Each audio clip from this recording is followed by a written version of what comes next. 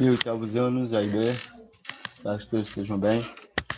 Estamos dando aula, nossa aula a respeito no que se refere à Guerra de Secessão ou à Guerra Civil Estadunidense. A palavra secessão, só para efeito de conhecimento, tem como significado a palavra separação. Então, foi a Guerra de Separação, tá bom? Só uma observação. Juntamente com esse material que eu estou postando, eu também estou colocando um segundo. O outro é uma aula complementar de história, onde eu coloquei uma aula audiovisual, onde vocês vão ver através de mapas, e para ficar mais bem ilustrado no que se refere a essa questão dos espaços geográficos em que houve essa divisão política, ou essa questão bélica, ou as duas. Então, eu peço que observem os dois materiais que eu postei, mais este daqui, tá bom? E aí vocês vão ter uma leitura muito mais ampla do que se refere ao objeto que a gente está iniciando a partir de agora. Entre os anos de 1861 e 65, os estados do Norte e os estados do Sul dos Estados Unidos entraram em guerra. Perdão. Esse conflito ficou conhecido como a Guerra de Secessão, ou Guerra Civil Americana. Ao longo do século XIX, as divergências políticas e econômicas, culturais e sociais entre os estados do Norte e os estados do Sul acabaram se acentuando, aumentando. Eles, o Norte e o Sul, discordavam em diversas questões, e a mais principal era o fim da escravidão. O Sul é de clima quente e desenvolve agricultura, sendo a sua fonte econômica. E naquele momento dependia da mão de obra do escravo para poder ter uma prosperidade econômica. Já os estados do norte, eles são de clima frio e eram a favor do fim da escravidão, porque eles possuíam uma economia baseada principalmente no comércio e na indústria. A eleição do presidente Abraham Lincoln do Partido dos Republicanos, em 1860, acabou por intensificar ainda mais essas divergências. Lincoln prometera, durante sua campanha, acabar com a escravidão nos Estados Unidos e rever as tarifas e produtos estrangeiros, o que favoreceria a burguesia industrial do norte dos Estados Unidos. Mas com isso acabava por prejudicar os fazendeiros do sul, que teriam que pagar mais pelos produtos que importavam ou compravam da Europa para trabalhar no campo. A discordância foi muito grande. A separação, as ideias, o modo de pensar. E em 61, Alabama, Flórida, Geórgia, Texas, Carolina do Norte, Carolina do Sul e Virgínia acabaram por decretar sua separação dos Estados Unidos. E com isso acabaram criando a Confederação dos Estados do Sul. Assim inicia-se a Guerra de Secessão, porque o Sul queria se tornar independente do Norte. O resultado da guerra foi desastroso para todos os lados. Mais de 60 mil pessoas perderam suas vidas. Contudo, esta guerra determinou o fim da herança colonial inglesa e consolidou os princípios federativos, assim como o fortalecimento do poder central e, sobretudo, com o fim da escravidão decretada em 1º de janeiro de 63 pelo presidente Abraham Lincoln. A do Brasil foi dia 13 de maio de 1888. Então aqui nós temos um fato que acabou ocorrendo. Esse fato é consequência do fim teórico da escravidão, que foi a segregação. Segregação quer dizer separação, tá?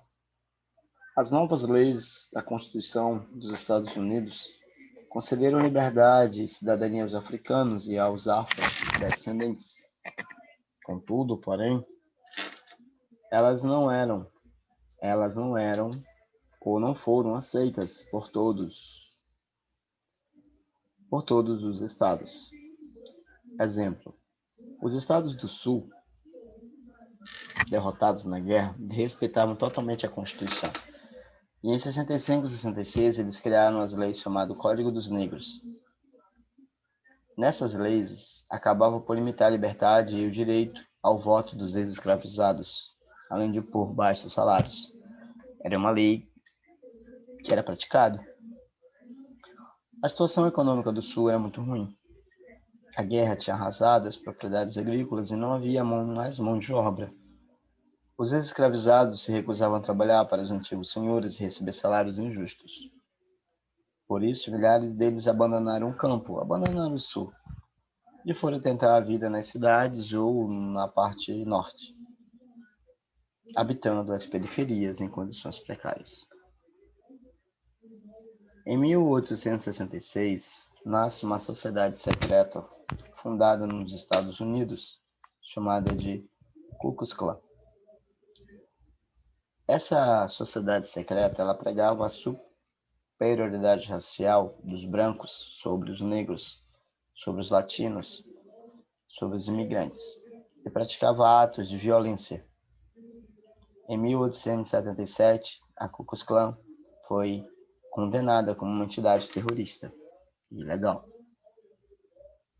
As chamadas leis Jim Crow foram um conjunto de leis decretadas no final do século XIX em vários estados do sul dos Estados Unidos.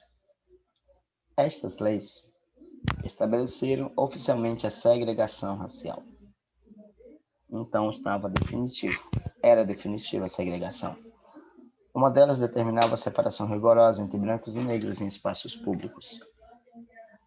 Os afrodescendentes passaram a ser obrigados a frequentar escolas públicas e igrejas específicas para eles, a usar bebedouros e banheiros separados, a comer em locais separados nos restaurantes e a ocupar os assentos no fundo dos ônibus. Essas leis de segregação serão abolidas somente em 1964, quase 100 anos depois. Então, havia uma separação entre brancos e negros. Bom? Então, vamos dar continuidade.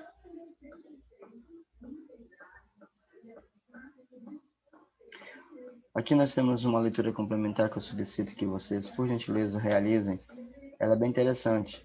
Também fala a respeito do pastor estadunidense Martin Luther King, um herói contra o racismo, um herói contra toda essa estrutura que acabou prevalecendo durante mais de 100 anos nos Estados Unidos e que hoje ainda existem muitos resquícios dentro das sociedades de cada estado.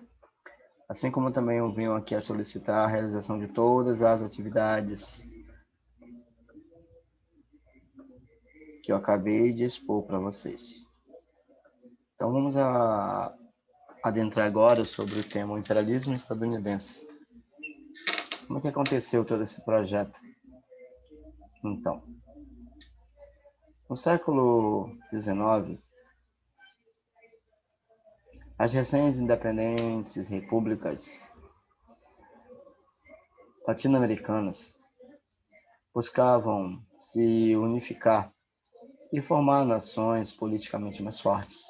Quem são essas nações, professor?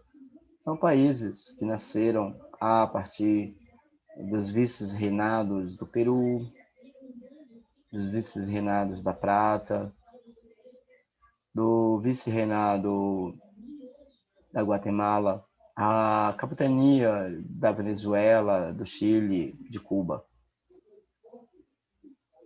Em todo o subcontinente americano, os novos estados se estruturavam de forma desorganizada, o que deu margem a diversas ações. O que é um intervencionismo, professor? É quando um estado ele acaba se intrometendo, se metendo dentro de um outro, e isso faz com que aquele estado que sofreu um certo tipo de atentado político, ele acaba se tornando uma espécie de uma sociedade vassala. É uma sociedade vassala para com aqueles já que naquele momento, os estão dominando politicamente, tá bom? E essa dominação acaba por influenciar muito todas as questões, como, por exemplo, o processo de liberdade, né? Assim como também a soberania do Estado. Isso daí acaba sendo afetado, porque as pessoas elas lutam por princípios como a liberdade, e quando elas sofrem esse tipo de interferência política, elas de certo modo acabam deixando de ter aquilo que tantas elas buscaram. E essa interferência americana que aconteceu foi embasado principalmente na economia, o que atrapalhou no desenvolvimento econômico desses países, e esses países não conseguiam, né, se desenvolver sozinhos, buscando estabelecer melhorias econômicas para os cidadãos, tá bom? Então, a doutrina Monroe. Na primeira metade do século XIX, os Estados Unidos foram a primeira nação a reconhecer as independências dos países latino-americanos e também a barrar a interferência das antigas metrópoles dos países em formação. Em 1823, durante as guerras de independência das colônias americanas contra Portugal e Espanha, caso o Brasil está inserido, porque a nossa independência foi dia 7 de setembro de 1822. O presidente americano James Monroe anunciou uma ideia muito bem interessante, porque ele disse que a América é para os americanos. O fato é que não ficou claro quem seriam os americanos, se os americanos seriam os estadunidenses, ou se os americanos seriam todos do continente americano, tá bom? Porque naquele momento não sabia se, na verdade, ele queria ajudar ou ele queria novamente fazer com que aquelas nações que estavam nascendo se transformassem em colônias, mas nesse momento mais não colônias europeias, mas sim colônias dos Estados Unidos, tá bom? E em consequência dessa ideia, dessa mentalidade, surgiram diversas situações antagônicas, tá bom? Ó, o primeiro país a reconhecer a nossa independência foi os Estados Unidos. O primeiro país a manter laços comerciais e políticos foram os Estados Unidos com o Brasil, e isso acabou influenciando muito o nosso desenvolvimento econômico.